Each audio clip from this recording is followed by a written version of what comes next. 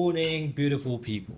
Good morning, Dubai and the world Welcome back to episode 2 of Marrfa Presents. Brick by Brick. This is Malika This is Nabil. and you gave me the hard part. And just welcome back, everyone. We are pretty excited. It's a new year, It is a new year. Want to wish everyone a very happy new year. 2025. We're coming. I swear to God, 2025. Nabil, I think I have felt such positive energy like as soon as we enter 2025, and I'm like, this is the year to build wealth. This is the year for Marrfa and for both of us as well. And for the world, for you to everyone. build wealth. And hopefully, this podcast might help you get some insights into actually how to build wealth for yourself. 100%. So, as Malika is mentioning, today's episode will be more about wealth, how to build your wealth through real estate, through what we've done, and everything. And how we did it, like just Exactly. more about insights into our lives, our insights into how we think we can build wealth, and Correct. Yes. how we have seen successful people that we meet on a day-to-day basis because that's our job, and how we have seen them build wealth for themselves. Correct. So let's get started. So Malika, Okay, I'm starting. let's see. How much money do you have? I'm very No, poor, that's it, guys. yeah. I'm trying. I'm struggling. I'm still on the bottom. But you know what's crazy, Nabil? So Nabil and I both lived in London. He's So I grew up in London. I'm from London. I grew up in London, originally from Mauritius. And Malika?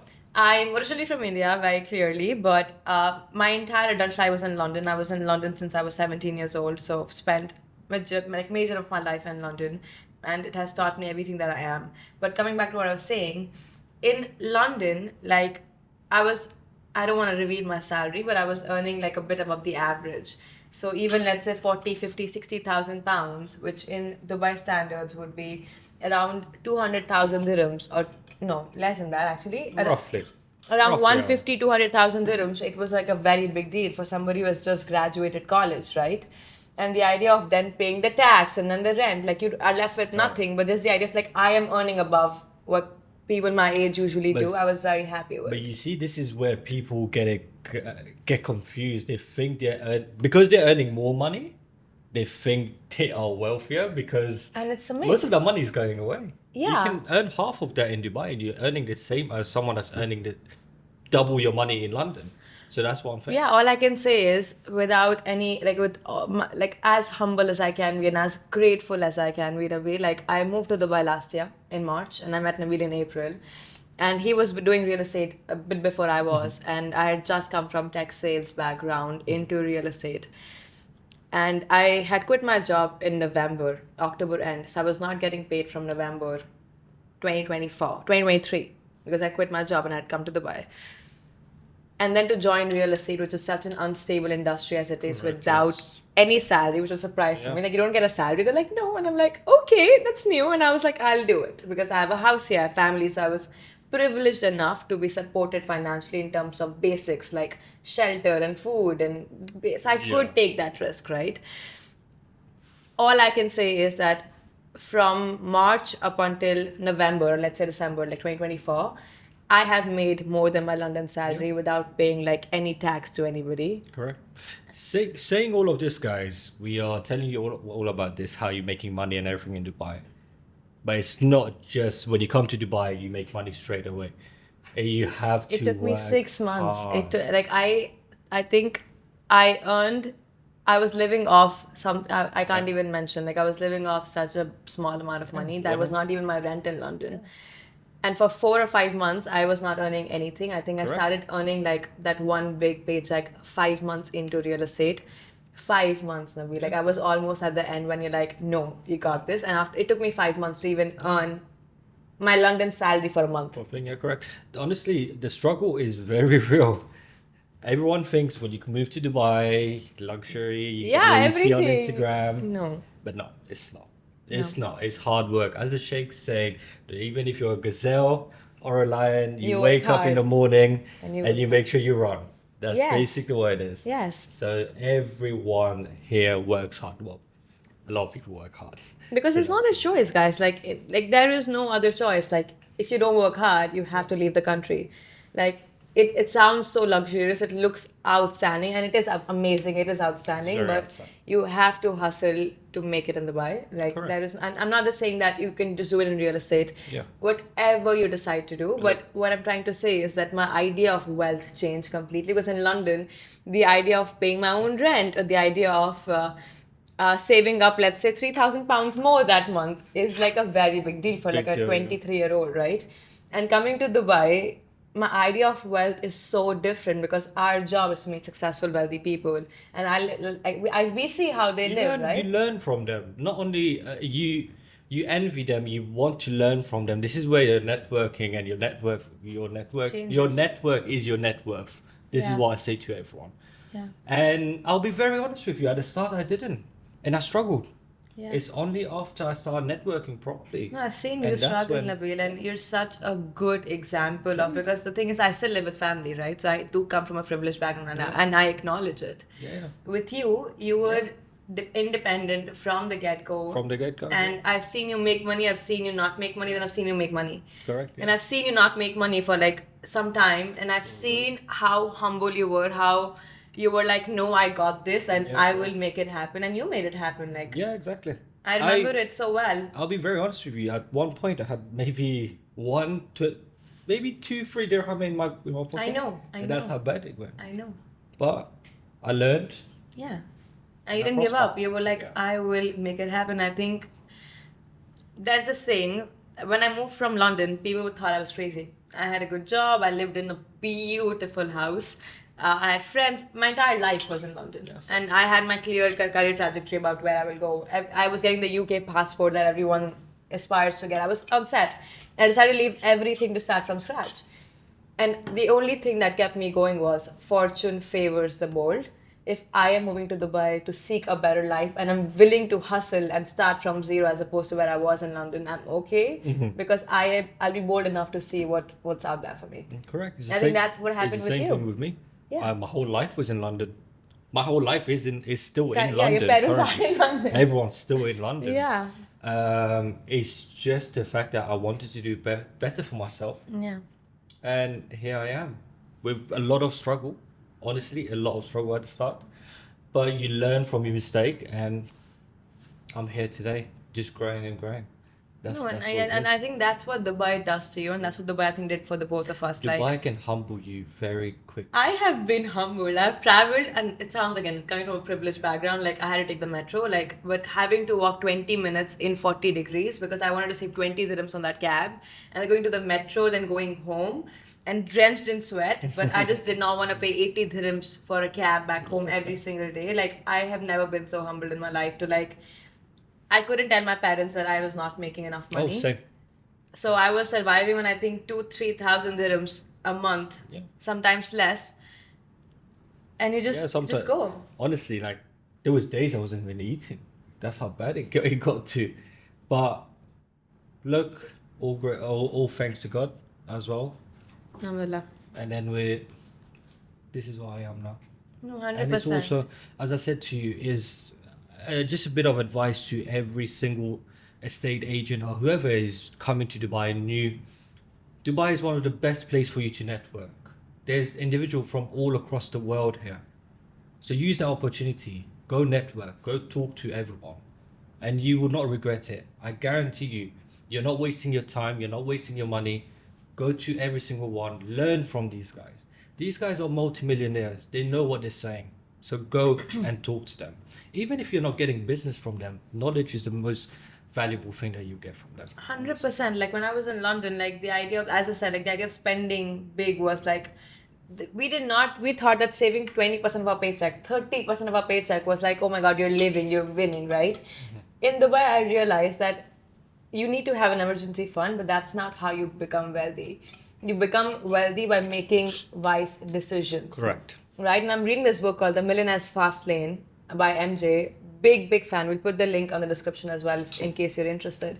But I was reading this chapter and it's called The Sidewalk, which is for people who have never been wealthy in their life. These people, Nabil, can be earning 100,000 dirhams a month. 100,000 dirhams a month. But what they do is when they start earning more, that's my biggest mistake in London was when I started earning more, my lifestyle also went up. I was like, now I can take a cab to like Oxford Circus and like take the tube, or I can like Instead of I can buy walking. more Prada and more Gucci. Like it was horrible. Like That's true. I was too young as well, but it was horrible. And now that fast lane, that book said that sidewalk people are on the sidewalk, when their income increases, the lifestyle increases, right? So, and they would buy houses they can't afford. They would buy Correct. cars they can't afford on loan, right? But that is not called affordability, because if you buy a pack of gum, or if I buy the Stanley Cup, right, 200 dirhams, I will not think about it tomorrow. 200 dirhams is gone, but that doesn't affect me if I lose my job or if I don't make a sale that month. Yeah, yeah. But if I buy an office, if I buy a car worth 200,000 dirham, and I have a mortgage payment of let's say 10, 20,000 dirham a month, if my job goes away or if my sale doesn't happen that month, I Then can't what happened to afford you? that next payment, Correct. which means I can't afford that car. So, people on the sidewalk don't understand the real meaning of affordability. Yeah, that's really correct. And there's another thing that I've seen that a lot in London as well as here, to be fair. But London more is, as you know, it's easier to get a car in London in terms of getting a finance. Yeah. A lot of young people get themselves in credit. Credit is not a bad thing, but credit is a good thing when you're using it for business, because you get a business to pay back. There's a When you- cash flow coming out of Correct. it, right? Yes. Of course. If you're doing a credit as just for yourself, a finance for a car, for example, can you really afford that car? No. And they're like, no, like we have like 100,000 in the savings. But no, Your car's but worth 200,000. Then yeah, what? you can't put all your savings to the car. Like, and I was about to make the same mistakes, and that's when I'm like, when you read these books or like you watch podcasts, you talk to these people, you realize what true wealth means and how they've truly built it. Yeah, look, when I came to Dubai, I spoke to one of my friend I stayed with here.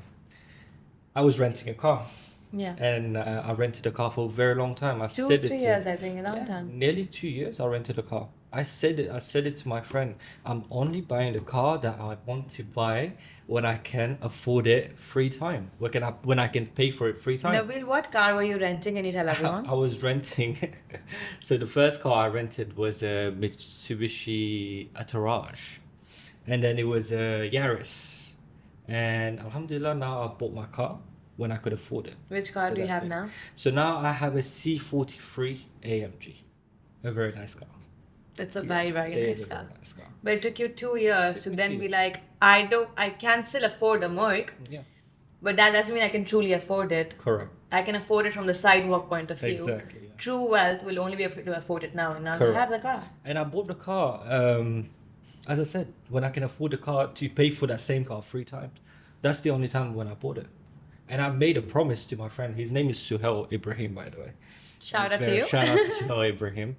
Very nice guy. Lovely, lovely guy. One of the best. You know what? Let's not get into it too Yeah. much. Thing. But yeah, he's a very nice guy. I promised him, I told him, I'm only buying a car when I can afford it 3 times. And that's exactly what I did. Like When you can afford it and not think about it tomorrow that, oh my Correct. God, I spent 150,000, 200,000. Correct, That's that's the how you thing. truly afford wealth. Correct. That's the thing. That's people need to realize all of these little distraction, these little luxury is not going to put you forward. Don't get me wrong. I love my suits. I have enough suits. I would You love want to buy dress new well, suits look all the well, time. do it, but do it in moderation. Like, I'm not saying that building wealth doesn't mean you can't buy like a nice cup or like a nice jewelry, but you just can't be going to the beach clubs every single day and spending Correct. hundreds of dirhams and going to like the nicest places to eat. It has to be a moderation where you can Correct, yes. basically save money to put aside to then invest or put in a business, but do something so you have enough cash flow coming from it. Yeah. The day you truly become wealthy is when you automate Correct. your processes. So like you have that money coming in every single day, every single month without you working or not. You need to have an end goal. I don't think any one of us have an end goal or an exit strategy out of working 9 to 5 or this. Yeah. You need an exit strategy. I think 95% of people do not have one. They're just working until they can retire at 60 and think, which is And not it's not a exit. bad thing to work like in a corporate. Like we Yeah, all of also course. like working in a startup. Like it's Yeah. it's okay. But just knowing that is that truly what you want, right? A lot of people are happy doing that and like I love that. But you should just know that if that is your end goal, will that sustain the lifestyle that you envision for yourself? Correct. Because those two have to align. If they're not aligning and you still want that as the end goal, but your lifestyle aspiration is so high that you're trying to use that through credit, then you're digging a hole for yourself, and that's Big hole. why you would never be wealthy if you But think that's that way. that's one thing. If you actually look at it, how many of these estate agent has come to Dubai, especially from the UK? I know a lot of people actually come Everywhere here, from the world, yeah. and it's so easy for them to get a credit card here, comes in, live the lifestyle, getting really Rent real like a back there. Porsche and a Ferrari and like the supercars. And then what happens? They have to go back to the UK.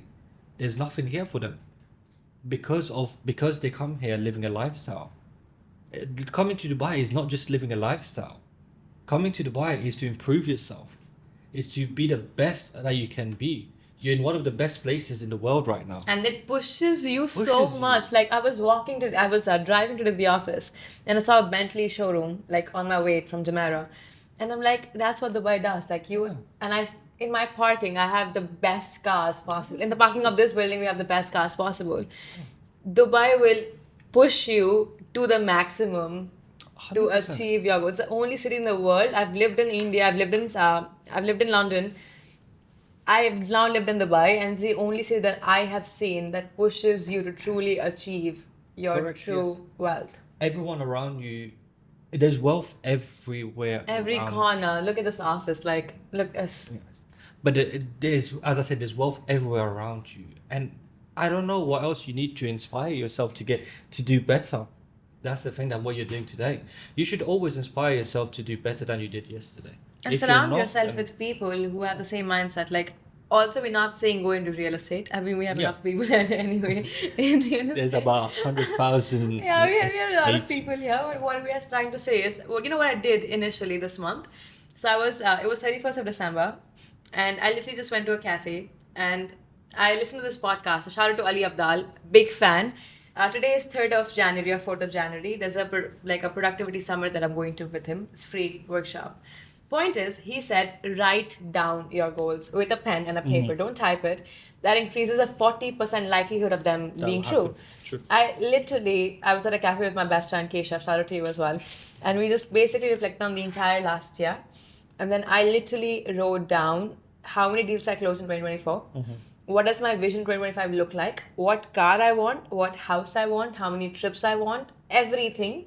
How much money is that? How many deals do I need to close to achieve that? How realistic is that? And then I have a plan to achieve it. You see, how many of you guys have actually done that? Honestly, how many Yeah. of you guys have actually sat down, reflect on your 2024, and put it down on paper? In and detail, said- as much detail, like exactly, I know exactly what I want. I know a lot of you guys would want to achieve quite a lot in 2025, but do you know what you have to do to achieve that? Yeah. I'm pretty sure not a lot of you have put down or even thought about what you have to do that. If you want to be successful, put it down on paper every day, go through it and see what you're not doing right or what you are doing right and continue doing it. And I guarantee you 2025 will be your year. Ooh. the big It's pep true. talk, because literally I agree with everything you said, Nabil, because Ali Abdal basically said, now I have my goal, right, for 2025. I break it down into quarters because you can't have a big goal and then how will you keep track of it, right? You break that into quarterly quest. So every 3 months, 4 months, you have a goal. Correct. And then every week you have a check-in. So you check in with your goal. Like, what am I doing wrong? What am I doing right? Am I on the right track? And you don't have to put like 10 minutes. Just put a green, yellow, and red dot. Yeah. Am I on track? Am I partially on track? Or am I really on track? Whatever. Yeah.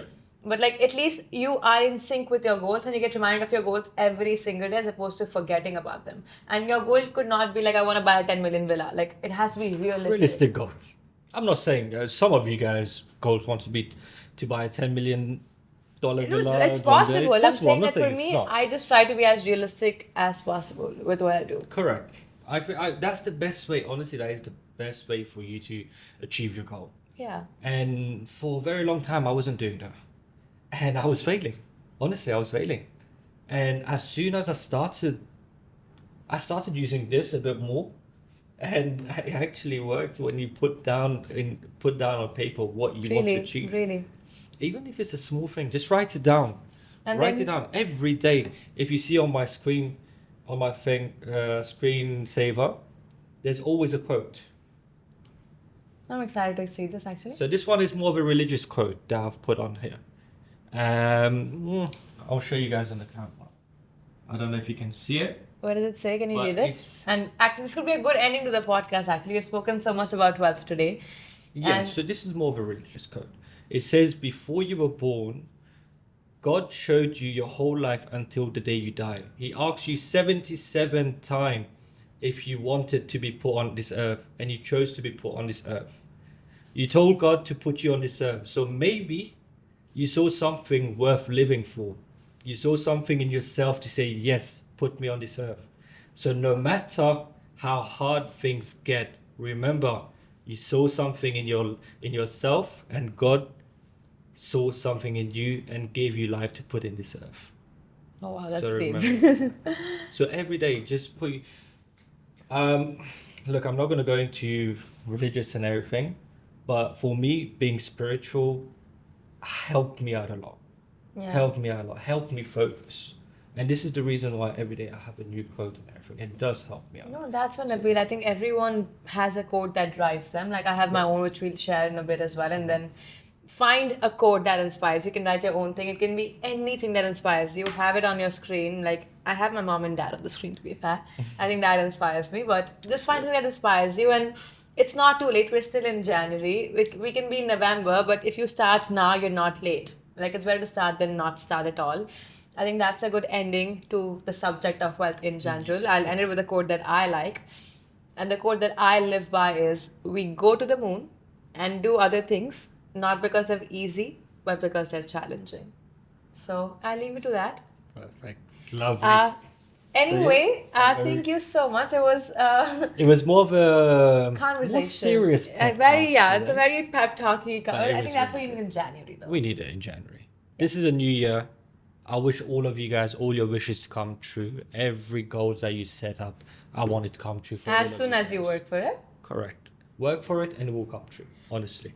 Lovely, and we'll be here to Right. keep inspiring you with a lot more content, a lot more guest speakers to come in and talk truly about how they have built their wealth and strategizing and all that stuff. Yeah, we'll get some more guest speaker. Maybe not next week, the week after. We should. Correct. We'll get someone to come in, and yeah. So this has been Nabil. And this is Malika, and thank you so much for tuning in like always, and we'll see you in the next time. This Take is care. we signing off from Brick by Brick. Brick by brick. Take Bye, care, guys. guys. Bye bye.